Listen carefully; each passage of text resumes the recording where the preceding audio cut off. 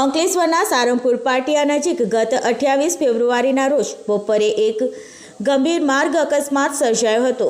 Wrong સાઈડથી ઝડપે આવતા ટેમ્પા ચાલક બાઇક સવારને અડફેટમાં લેતા તેને ગંભીર ઇજાઓ પહોંચી હતી।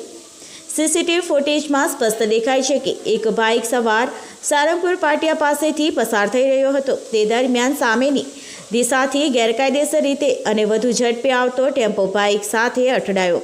અથડામણ એટલી ગંભીર હતી કે બાઇક ચાલક રસ્તા પર પડકાયો અને તેને ઈજા પહોંચી। સ્થાનિક લોકોએ તરત જ ઘાયલ બાઇક ચાલકને નજીકની હોસ્પિટલ ખાતે સારવાર માટે ખસેડ્યો। ઘટનાની જાણ થતાં જ પોલીસ તાત્કાલિક સ્થળ પર પહોંચી તપાસ હાથ ધરી હતી। આ અકસ્માત ફરી એકવાર વાહન ચાલકો માટે સાવચેત રહેવાની જરૂરિયાત દર્શાવે છે।